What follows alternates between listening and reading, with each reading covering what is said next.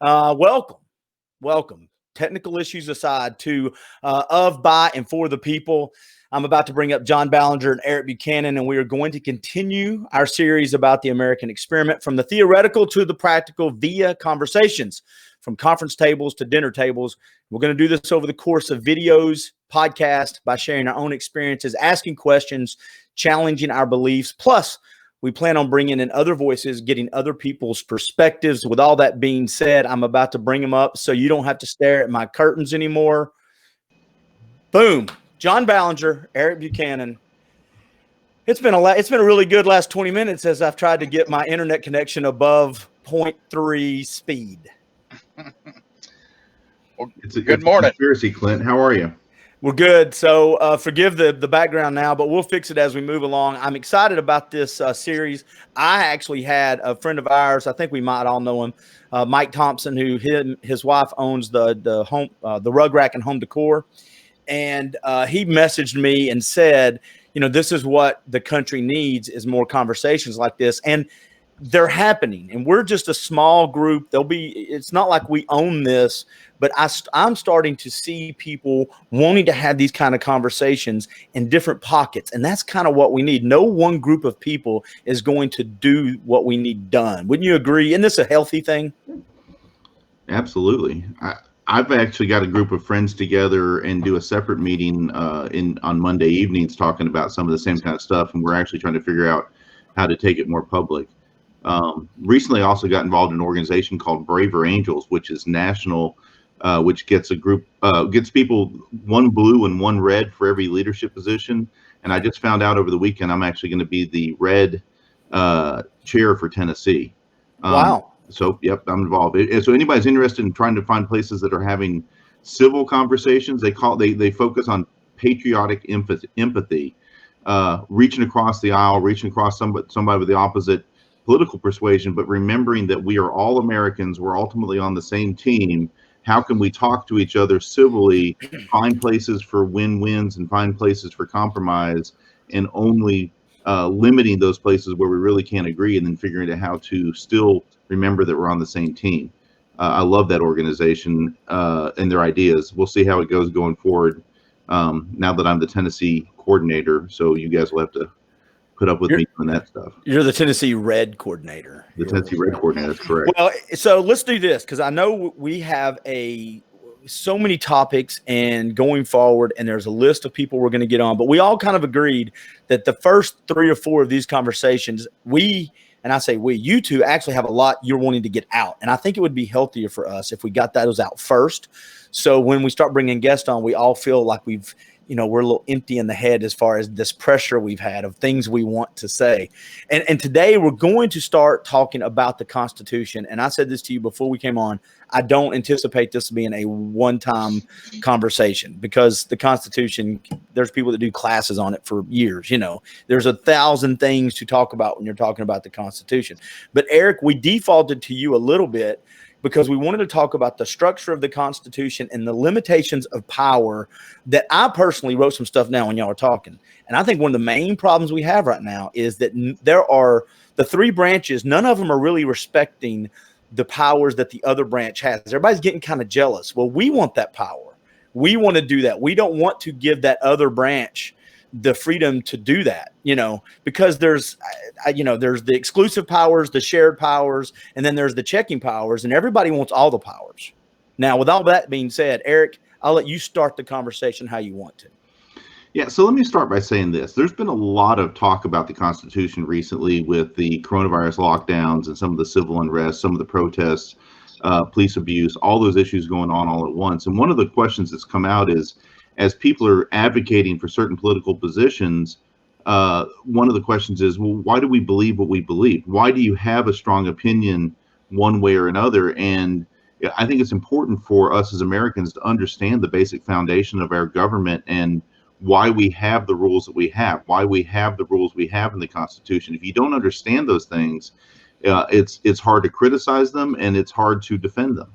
And I think it's really important. John and I think, are really on the same page here, that people need to understand how the rules really work.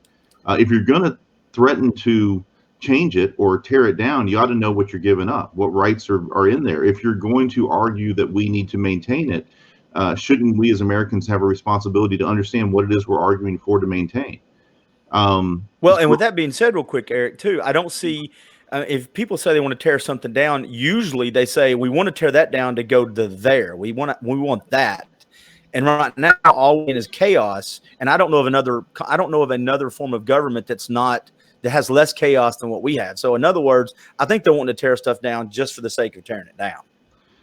Yeah. So let's start at the very beginning with this. When the Constitutional Convention wound up, and Benjamin Franklin walked out. He walked outside, and one of the citizens in Philadelphia said, "Mr. Franklin, what do we have?" And his answer was, "A republic, if you can keep it." Well, that republic has been through an invasion by the former imperial power that owned us. That's the War of 1812, when they burned down Washington, D.C. as it was being built. We went through a civil war, in part dealing with stuff that was in the Constitution. We went through a long history of Jim Crow, women's right to vote, populism, amending the Constitution, eventually the whole fight for civil rights that ultimately ended up in more changes to the Constitution and more important laws. And ultimately, we have had 240 something years of progress since the Declaration of Independence and 230 something years since the Constitution of making America live up to those original promises of equal rights for all Americans and equal protection under the law. And now is the important time for us to remember that sometimes republics don't last that long if people don't fight for them. So what is actually what are the rules we're fighting for? What are the promises of the Constitution? Well, and and either one of y'all can answer this, because my job in this whole thing is to say things that you two smart guys would go, I don't think that's right, Clint. I don't think that's right. That's my job. But if I'm not mistaken, the Declaration of Independence is kind of the what we want, and the Constitution is how we're going to get it. In other words, this is what we're declaring, and the Constitution puts together the structure of, okay, that's what we want, and this is how we're going to put it together moving forward. Yeah, so there's always been an age-old academic debate of whether the Declaration of Independence still has any legal authority. But basically, here's the way I look at it. We're starting a revolution. We're declaring our independence from a foreign country. And the document that created the United States of America is the Declaration of Independence. It is the founding document. And what it promises in there are those ideals that we're going to live up to.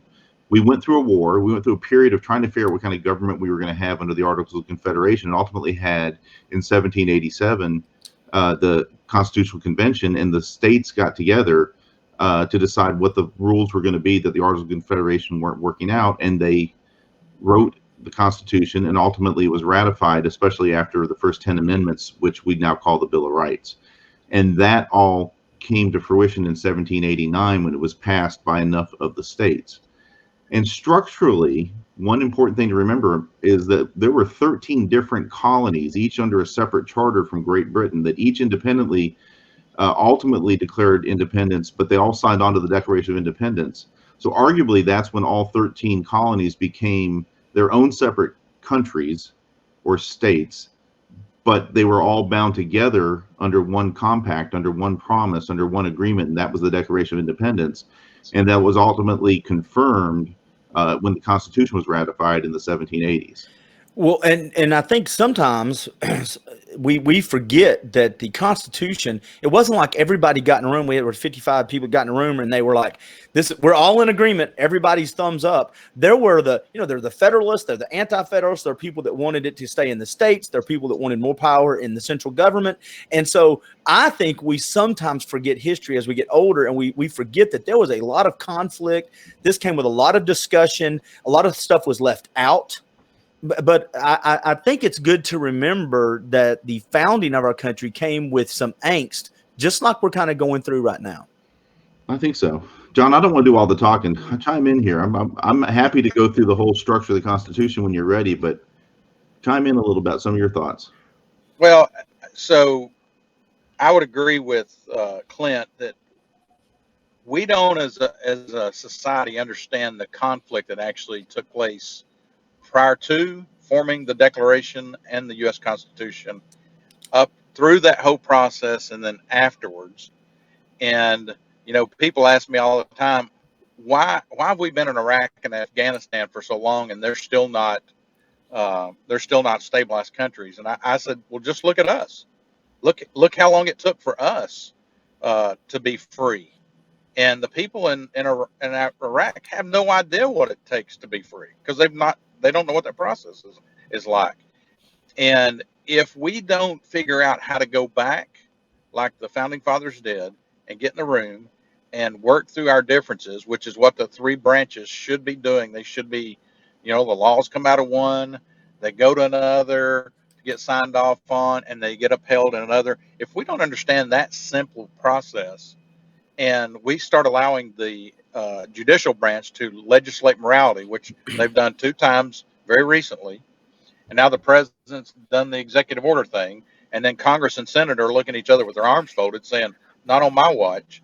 If we don't do something about that, this test of a republic that Ben Franklin talked about is not going to be good for our children and grandchildren. Well, and Eric, this may be a good jumping off point for you to start the structure part of it, because I think, and I can't remember if we said this when we came on or if it was one of those in the 30 minutes I was trying to get my stuff together that I said it, but during I think during the break broadcast.com, it's a podcast I have. But seriously, it's almost like every branch will not leave the other branch alone. We have this limited, we have the separation of powers, but not really anymore, because the way we interpret stuff is the president can do what he wants. It's executive order. Well, okay. And then the Congress can pass whatever they want, and we can stack the courts. And it just seems like whoever's in charge, and I get it, it's politics. I understand.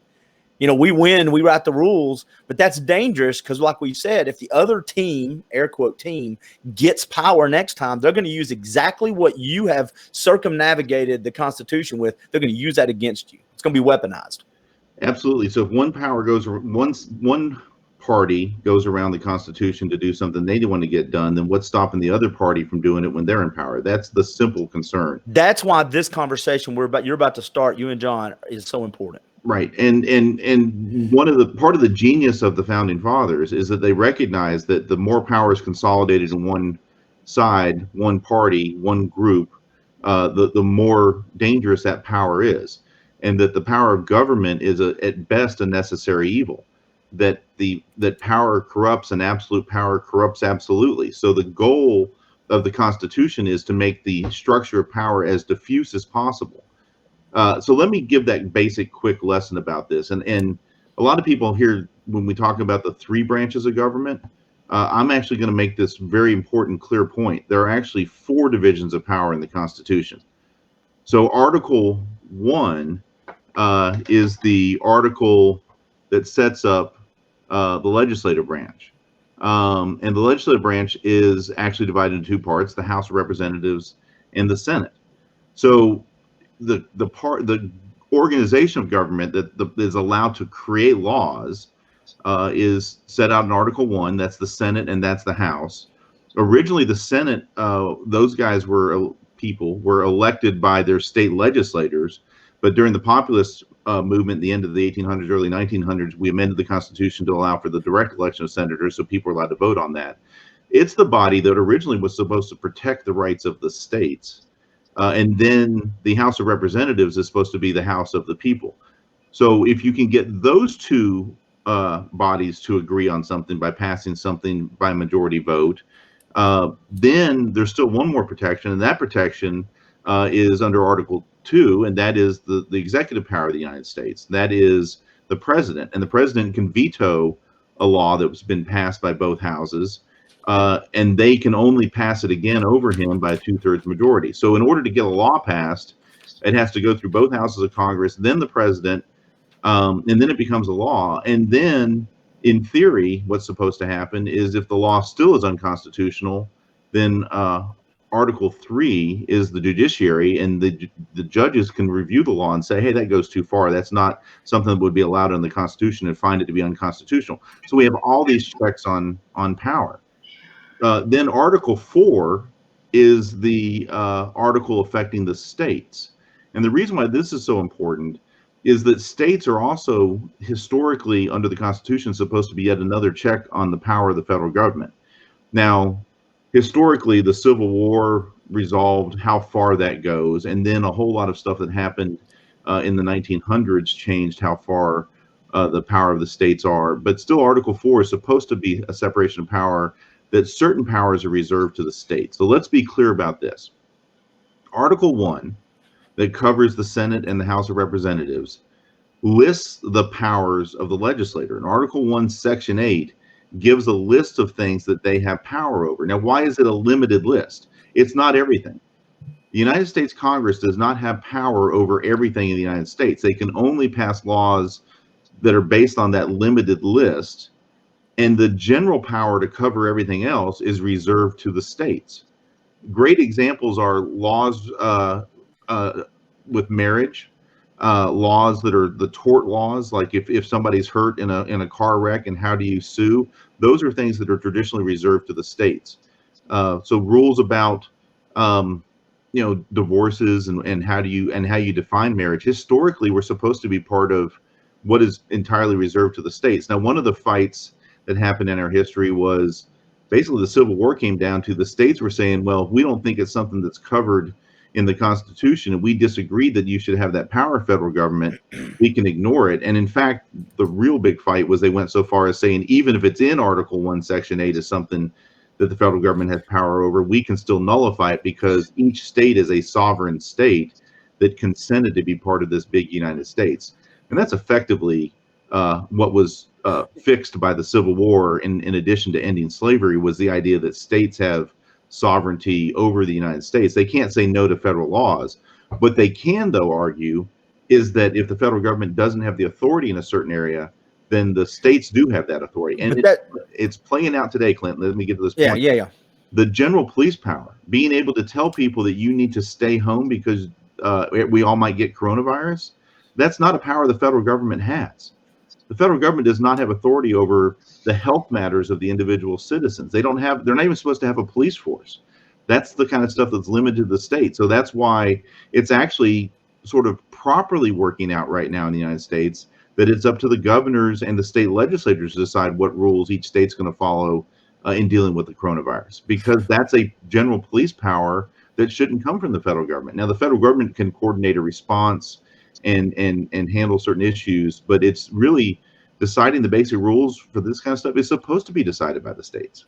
Well, and I think that's, if you're listening to this, that's why you'll hear things sometimes like the state's going to sue the Fed. You'll hear that all the time. Well, if they do that, the state of Tennessee is going to sue the Feds, or state of Michigan. Plus, it seems like the Fed has reached out and scooped in education and scooped in healthcare, and they put all these big things. That goes back to what I'm saying about the separations of power and the shared, the exclusive and all that. It just seems like we've thrown it all in a big bucket and everybody's in for a power grab. And when you start talking about sending troops to the streets, here's what you hear. You ready for this? Well, if the local people, if the local government, state governments or city governments would taken care of the problem and they would have squashed the violence, then they wouldn't have to do this. And everybody goes, thumbs up, I agree. And what's bad is we're left with these two options. You either agree or you say you disagree. Well, if you agree with that, you better be okay with whoever gets in power the next time defining their own reasons and them doing the same thing. That's my opinion. I think it's a dangerous precedent to set when we start saying it's okay to do things that I would not want the other side to do because it's my best interest. So let me speak to that. So what Eric says in theory is the way it should work.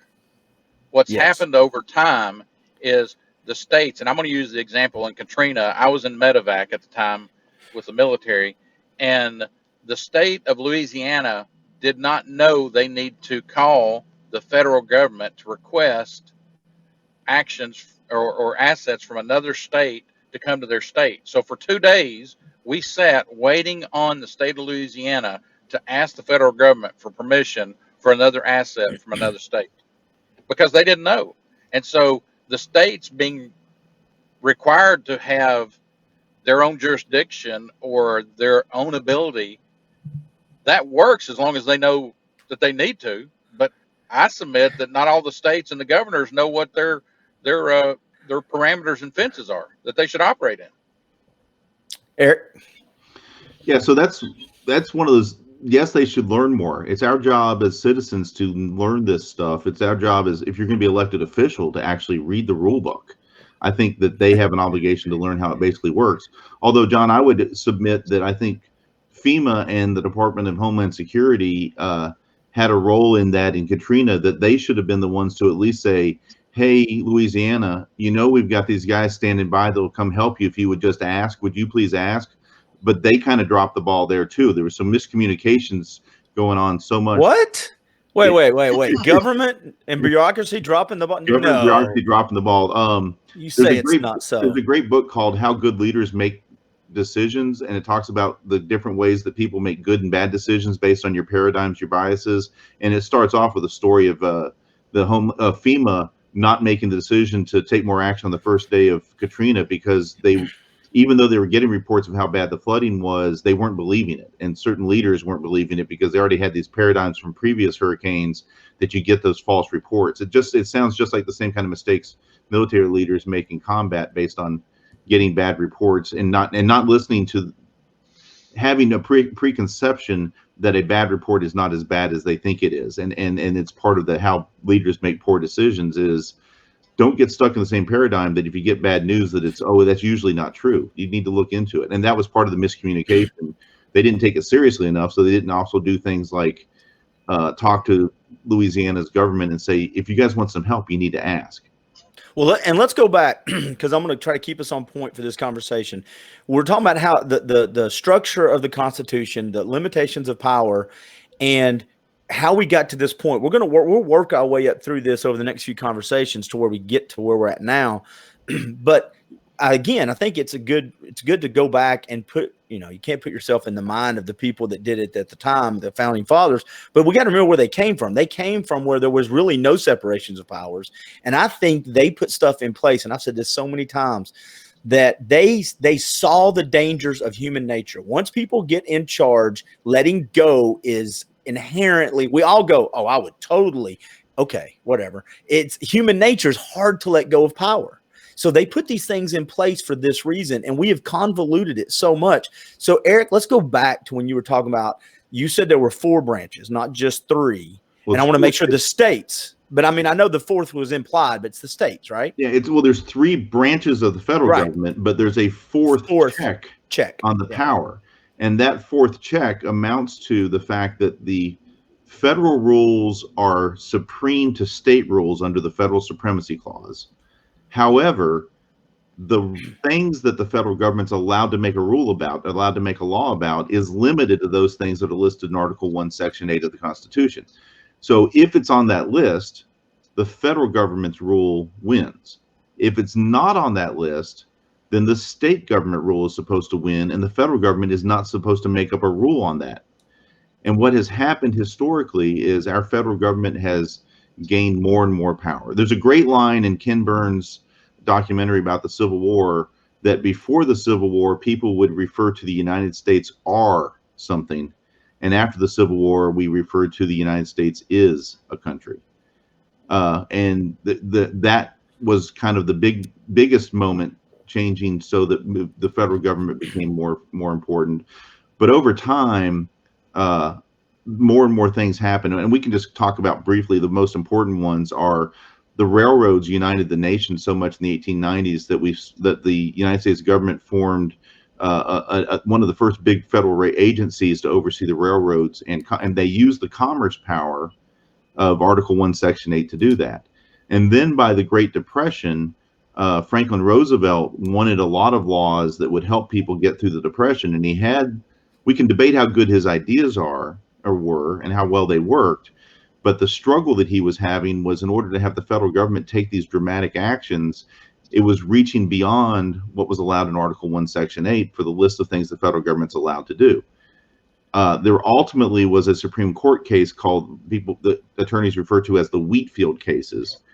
And that case basically said there was a law that said you could only sell your wheat for a certain price, and there was a limit on the number of acres you could put into wheat compared to what you had done in the past. So it was like basically controlling the production of wheat in order to affect the economy during the Great Depression. And one farmer had 9 acres of wheat for sale, And that his argument was, and the other 4 acres that I have, that's for my personal use, for my wife to make the bread with, and I'm not going to sell that. And that went to the Supreme Court, and the Supreme Court said that the 4 acres of wheat that you're not putting into interstate commerce is still affecting interstate commerce, so that you could have sold that wheat.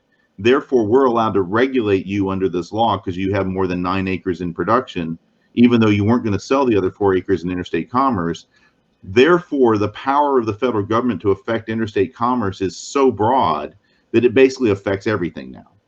And that real quick, this because but this is important because it goes back to why we wanted to start this conversation. When you say the Constitution and individual rights, everybody goes yes. But when you say the Constitution, how it affects businesses, everybody goes, what do you mean by that? This is kind of what we're talking about. This is how it all starts. We weren't all businesses when we first started. We were just farmers, or we were just, citizens that started these things. So I just wanted to make that point because that's a good tie-in to why you guys are wanting to have these conversations. Yeah, absolutely. That was an example during the Depression of the expansion of the power of federal government. And it was, for constitutional scholars, it was the big case. The Wheatfield cases was that moment in time when the Commerce Clause basically became the authority of the federal government to write a law affecting almost everything. There's been a few cases since then where some lines have been drawn, but that was the big one. I've got a friend of mine I do a podcast with that you both are familiar with, Monica Perez, and she's a libertarian as hard as you can get and constitutional. I'd love to have her on the show at some point in time, but she goes back and says, the agricultural revolution, when we learned we could grow and plant stuff and not have to, and then sell it, that was the changing point. She goes, that to her, she's reading a book, and I cannot, Against the Grain or something. I can't remember the name of it, but and that was a turning point. And it seems like this law came down, or this decision was made after that, of course. But once we learned how to stay put and grow and sell stuff for commerce, that was the turning point for our country because we stopped doing it for ourselves. Although I think the manufacturer, the agriculture industry growing stuff for sale goes all the way back to the very early 1600s in the United States. It's kind of the foundation of America. The tobacco industry in Virginia by 1620 was pretty strong, and then eventually cotton and all those other things that were grown. That ultimately became part of the fight during the Civil War era. Slavery, I will have to be very clear, was the main issue ultimately. You can always go back to that as the reason we actually fought a war.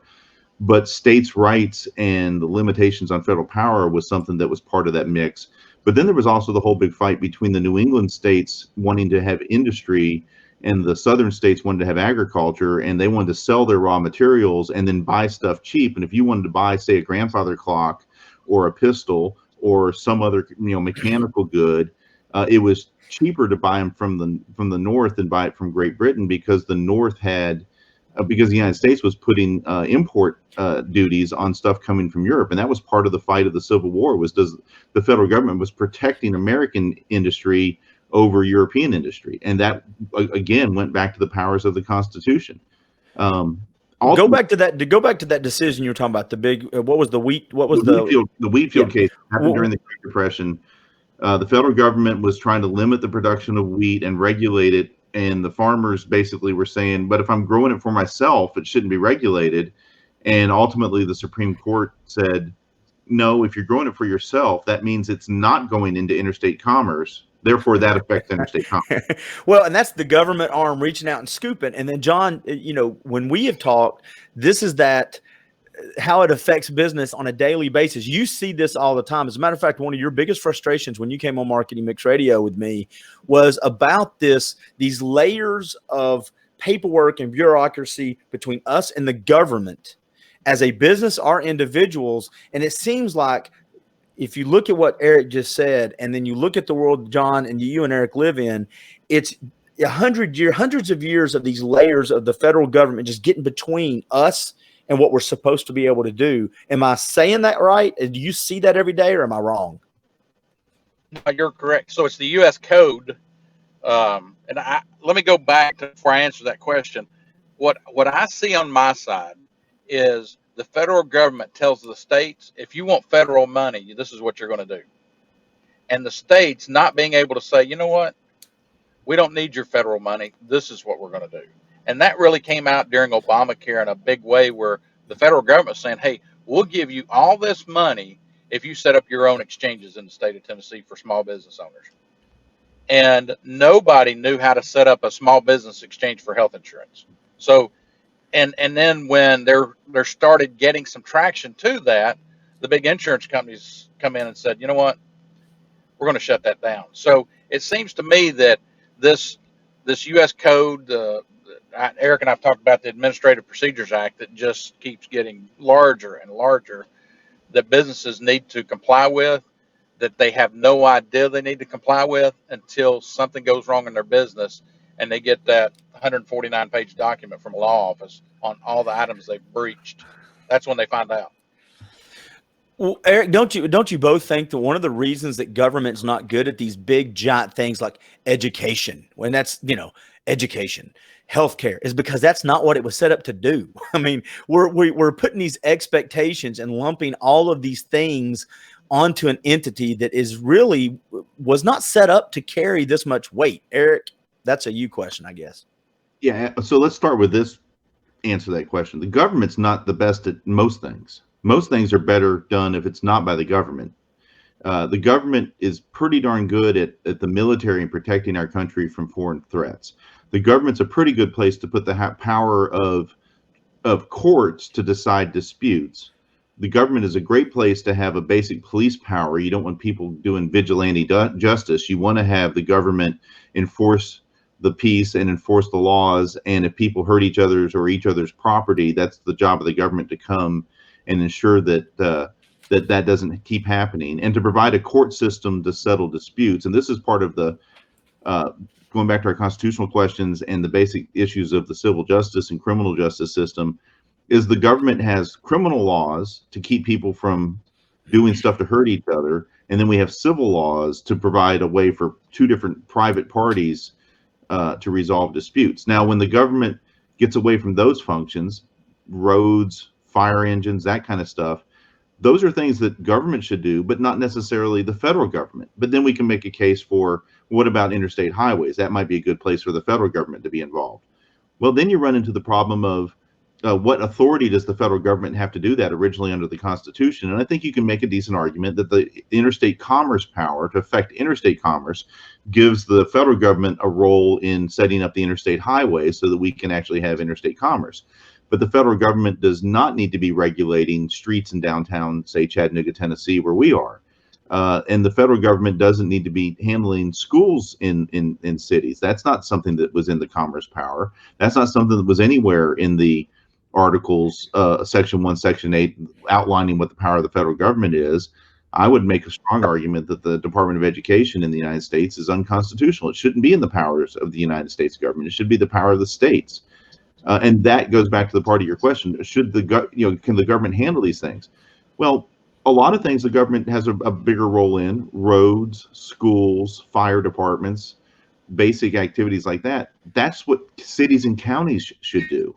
Mm-hmm. That's what states might need to be involved in to make sure the cities and counties do them fairly, to do them properly. But to put it all in the hands of the federal government in one giant system for a big, diverse country like ours, that's another good example of the founding fathers had it right, and we've managed to screw it up. But that goes back to what John was saying, John, and it's the government walks in and they go, you know what? We'll take care of your education. We'll give you the money if you do what we say. It's called, and it's the guy that walks in and says, hey, we won't hurt you if you do what we ask. It's almost the Godfather effect. The protection racket is what you're looking for, Clint. And I just didn't want to say it where Big Brother could hear it. Eric Buchanan said that. Let me say this before John answers your question. So why is it that the federal government has that role of saying, you do what we want or we're going to withhold money? Well, that's the way they historically got around the limitations of the Constitution. That if the government wants to regulate something that's not within the powers of Article 1, Section 8 under the Commerce Clause and some of the other specifically authorized things that Congress is allowed to do, the way Congress gets around controlling that is to make sure that the federal government taxes at a pretty high level, takes all the money to Washington, and then tells the states, do what we want or we won't give you money for highway funds or for health care or whatever it is. Classic example, Clint, for the generation you and I grow up in. John missed it by, I think, a smidge. is remember when they raised the drinking age from 19 to 21 around the time we were getting close to it, when it was close enough that it was in sight. It was a couple years away. I don't know what you're talking about. In my case, it was within about 6 months. I would have made the grandfather clause in Virginia where I went to school. The federal government doesn't really have authority. In fact, they specifically don't have authority under the Constitution to affect alcohol sales. The Prohibition Amendment and the 21st Amendment repealing it specifically says those are things the state has the authority to do. Okay, so how does that happen? So what the government said was, you got to raise your drinking age to 21 or we're going to withhold highway funds. And if you don't do it this year, we're going to hold 5%. And the next year, we're going to hold 10%. And we're going to keep going up every year until you change the drinking age. And eventually, guess what happened? Everybody changed the drinking age except for Hawaii and Washington, D.C., who didn't care about highway funds. And then eventually they played ball and changed their drinking age as well. Wisconsin held out for a while because they made more money from 19 to 20-year-olds buying beer than they got the federal government. But eventually, the federal government raised the stakes high enough. But that's a specific example of how the Constitution has been abused. That's not something the federal government should be regulating. And that was, to be fair, that was a Republican idea to require the raising of the drinking age to 21. You bite your tongue, sir. Bite your tongue. And let me say, so when something is put forth, the immediate reactions, where's the loophole? And with that loophole begins the process that I've heard many, many times in my world. As lawyers, we'll just bury you in paper until one of us gets our way, one of us gives in. And what I see coming out of the federal government and the state to small business owners, and even amongst themselves between the Dems and the Repubs, is we'll just bury each other in paper. Well, and now it's also not only will we bury each other in paperwork, but we're also going to bury you with headlines and spin. That's how it happens. I have a ton of people over here that agree with me. And again, Eric, you can correct me on this, as you've done most of the time I've known you. But when Washington, it's pretty easy, dude. But when George Washington in his farewell address, I was actually kind of warned us all against becoming so loyal to political parties, because it would end up being kind of where we're at now in this tug of war of it. Maybe it's not best. It's what I've got to have for my team to win. And you look back at the Constitution and you think, how did we get to a point where when you go through what you just said about the structure, the limitations of power and how it's supposed to be kind of clean checks and balances, we want this, we don't get what we want, we're going to have to learn this art of compromise. Well, when we become so loyal to our party over what's best for the country, then I think that is where we end up like where we're at now. And that's where we get things like we tolerate having money withheld from the states that we've given them. So we do what they do their bidding. That's how we get to this point. Well, my team's in charge right now, so I'm loyal to my team. I think it goes back to what we said at the beginning of this session. Was it's important for us to understand what the rules are, why we have the rules, so we can defend the rules and understand the rules. And you're right. I find too many people these days that if you ask them the basic question, well, what do you think about something? And they'll give the party line, whether it's the Democrat or the Republican party line. And then you ask them, well, why do you think that's true? Why do you support that? Where are the rules behind that? Well, that's because I heard so-and-so say that, who's one of the party leaders. And you actually press a little harder. Why do you believe that's the right answer? And they don't understand the rules, the Constitution, the philosophies behind these basic rules, so they can't defend their position anymore. So they either want to shout at you, or they give up, or they become intimidated, but they can't handle the conversation.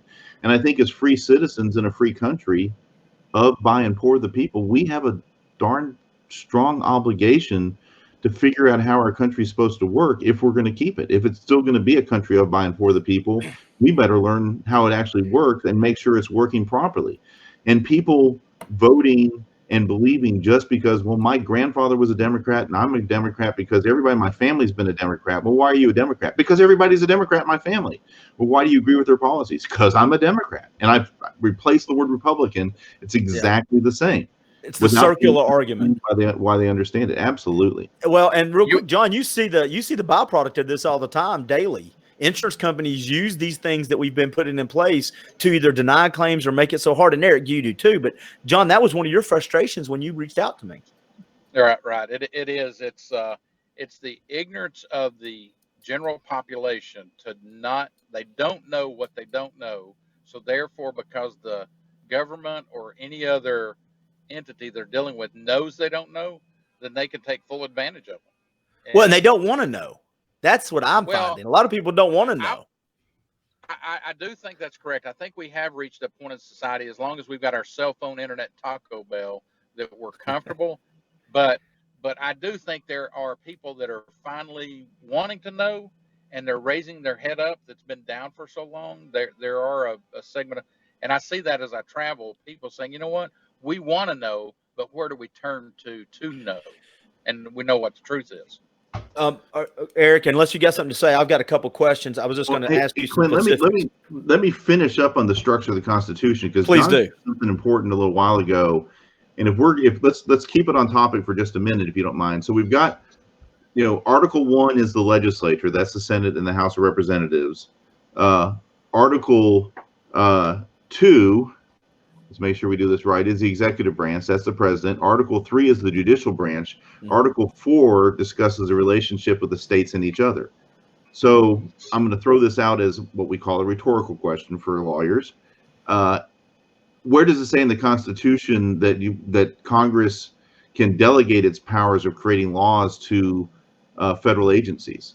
At what point does the Constitution allow the FCC to be the one to decide whether your radio station gets a license or loses its license because Bill Lockhart accidentally dropped an F-bomb one time on Mike or something like that? And for those of us not from Chattanooga, Bill Lockhart's a local radio manager that Clint used to work with. Yeah. And so the FCC gets to make up rules that you're not allowed to do that. Well, who said that they can make up those rules, and why are they allowed to do that? And this is crucial. So some people have basically said the administrative state is really becoming the fourth branch of government. And what's scary about it is there's been some studies that 90% of the rules that apply to my clients, to John's clients, to ourselves as business owners, to other people, 90% of the rules are not rules that were passed by Congress. 90% of the rules, the laws that we have to live by, that if you don't comply with, they can fine you, and in some cases, maybe even send you to jail. Did we lose John? We may have. I'll tell him to click back in. But go ahead and keep talking. Go ahead. Yeah. This is like his wheelhouse here. I know. So, John, you back in? No, keep talking. Yeah. So 90% of the laws come from these administrative agencies. Well, how is that even legal? How does that work? And the way that it works is the Congress passes a law that says we'd like to have the Environmental Protection Agency be created that will regulate how much pollution people can put out. And within these general parameters, these are the rules. But EPA, go make your own rules up to decide how to actually enforce these rules. And then the EPA can make up dozens and dozens and dozens and hundreds of rules that people have to follow that Congress has never passed, that Congress never signed off on, that wasn't passed by the majority in the House and the Senate and signed off by the president, that they're given the organic authority, the authority in the law that says Environmental Protection Agency, FCC, Social Security Administration, Internal Revenue Service, just whatever, name one of the Department of Education, Homeland Security. They all have the authority to make regulations that have the power of law, and they can issue the regulations. And John talked about the Administrative Procedures Act that basically says they can issue the regulation, and if they give a time for notice and comment by the public can comment on it, and then the agency can issue the regulation that they want to. And then the Supreme Court has said in a famous case called Chevron that if the law generally follows what was originally given in the broad authority by the Congress to create that agency, that law is given authority and is presumed to be reasonable. And so the agencies effectively have this tremendous amount of power that's been taken away by Congress. That started with the railroad years in the 1890s happening some. It happened some during the early regulation of businesses, during the antitrust movement in the early 1900s and the populist movement. And it took off like a rocket ship in the 1930s during the Great Depression and FDR. And it's been happening more and more in the last 80 years since, that the United States is no longer governed by the House of Representatives and by the Senate and the United States president.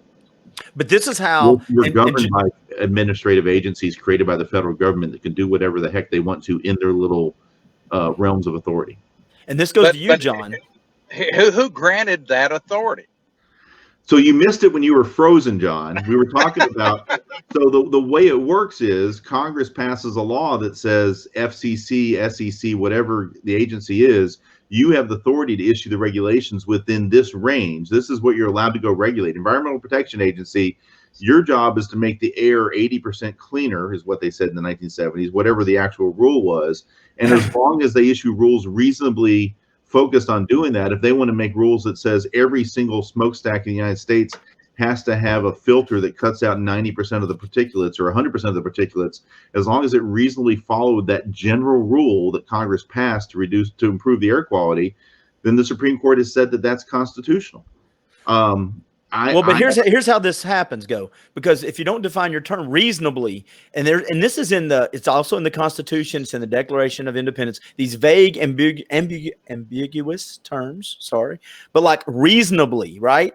Well, if I'm in charge, it's my reason, right? It's reasonably according to me. If my other team's in charge, that's why we see when someone else gets in office or Congress is flipped, then all of a sudden these regulations get rolled back or there's more put on. Why? Because everybody defines it differently. And John, this is why how the country was founded and how we've moved away from it. The separations of power are really not there much anymore. No, I will tell you, I agree with Eric, and I can agree 100% on the hijacking of the U.S. Constitution has been completed with the administrative side of the government that I think is more powerful through lobbyist organizations and big corporations than the small business owner consumer can. They can't even wrap their minds around how big it is. How do we, and I don't want to say fix because that's such a simple term, but I know we've got a few minutes left before we're wrapping this segment up, and we'll probably talk about this stuff again. We'll ratchet it up and move forward a little bit next week when we talk. But Eric, where do we go? So I'm not as pessimistic as some of your other guests that you've had on some of your other shows that it's hopeless that the United States is over with, but I am worried that if people like the three of us don't take more time to educate other Americans about how the system actually works and how it's supposed to work, they're not going to learn. So education, I think, is hugely important. Explaining to people how it actually works and how it's affecting them. That if you get more small business owners to quit just complaining, I can't stand all this regulation, what am I supposed to do? But actually learn that regulation comes from these federal agencies. Those federal agencies really are not supposed to quite have that much power, but the influence is coming from big companies, big lobbyists, and the politicians that are willing to just give that authority to the big agencies. And by the way, it's also something that politically works for the members of Congress, right? They can say, well, I didn't do that to you. I gave that authority to the Environmental Protection Agency or to OSHA or to whatever agency it was to avoid the political liability. So here's the real simple answer. When you're thinking about supporting a political candidate, ask them what they think about the power of the federal government. Ask them what they think about the giant administrative state that all these agencies are out there. And starting with finding some of the low-hanging fruit. Should we just reduce the size of all the agencies by a little bit? Are there some agencies that we don't need? Asking those questions of a politician, and someone who's going to run for office who can't even begin to have that conversation is not going to be able to do anything to fight against that in Congress. And it's such a crucial part of what has happened to America and why it's not our own country anymore, because we've handed all this power over to these federal agencies. And there's too many politicians who either don't care, don't know, or are actually politically helped by that, either as political cover or because that's where the lobbying money comes from.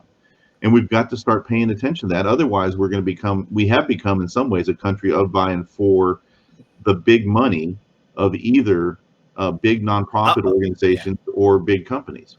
And John, wouldn't you ask to look at their voting record? Because politicians, I don't know if you two know this, politicians are kind of famous for saying one thing and actually doing others. Well, they are, but let me answer what the easiest way to transition from where we're at today to where we need to go, and that's through education and influence. And I would say it's one word: associations. And people, when I say that, they get this odd look in their eye. But the tax code, if you look back at the associations have been created for hundreds of years. When people belong to something and are educated on something and are represented by something, man, I'm telling you, the difference it makes versus not is incredible. And I've done a deep dive into associations and the power and influence they have. And some of the largest associations in America, and we can say AARP is one of the largest. The federal government pays AARP billions of dollars a year to represent the members of their organizations. And that's a whole nother topic, associations, but you talking about power and influence, they've got them. Let's mark that down, Clint, for another future topic, because associations, representation, lobbying, and how the influence actually works in today's system. I think John and I would have a great future topic in our next 2 or 3 talks to talk about how that really works.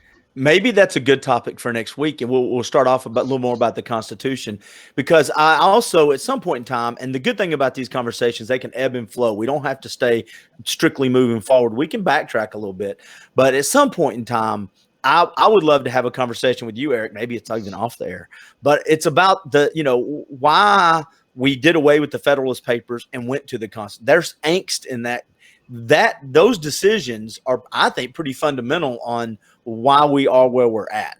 Yeah, it's the Articles of Confederation. Yes, Articles of Confederation. Sorry, the Federalist Papers are actually important because they're the explanation that were used to explain why we should adopt the Constitution. Going back to this ongoing topic of, if we don't understand why we have the rules and the structure and the systems that we have, or what was promised to us by our founding fathers, then it's awfully hard to defend it, and it's awfully hard to press and ask good questions about it. The Federalist Papers were actually written by the people trying to get the Constitution passed, explaining why it was so important to have the rules that we have. So those are crucial documents for people who really want to dig into this stuff to learn. And I strongly recommend, and some of them are talking about these issues we're facing today. 230 something years later, the Federalist Papers are right on point if people would read them. Well, and I think we also would realize that political parties weren't really like we had back then. That they're not like they are now. But you had Jefferson on one side and Hamilton on the other, and it's just, I don't know. I think it would be a good conversation, but maybe that's more of just help Clint learn and re-educate Clint's personal brain over a beer or something down the road. I think it would be another good topic. All right. So with that being said, let's wrap this conversation up. And next week we'll go ahead and tease. I like the idea of associations and representation. And so I know Eric kind of drove this one a little bit, but since you brought that up, next week you'll probably be the lead off on that one. I will take that gladly. I bet you will. Red Bull and coffee, baby. We're in. All right, guys. Hey, listen, if you've enjoyed this, here's what we're going to do. Over the next 3 or 4 weeks, we'll eventually have a Facebook page. We'll eventually settle on a name of, by, and for. I think that's where we're heading right now. And I just want to encourage you to keep tuning in, send questions, send topics you'd like for us to talk about. And if you don't like this, start conversations like this with your own group of friends. That's how this thing grows. It's not just making this thing get bigger. It's had these conversations with your 3 or 4 buddies or girls or whatever it is, and kids, especially kids. I think this kind of stuff is good for kids to hear because we're supposed to know everything. All right. Eric and John, I'll see you guys. I think we're on for next Monday. Am I correct? I think that's correct. Yep, I'm looking. Hang on. No, it's not next Monday. It's not next Monday. Let's talk about that off the air, Clint, because this has been great. No, we're not going. We're going to tell everybody now. Yep, next Thursday. That's okay. Next Thursday at 10 o'clock. I'll post it, and we'll see you guys later. Thank you both. Thanks, guys. Bye, everybody.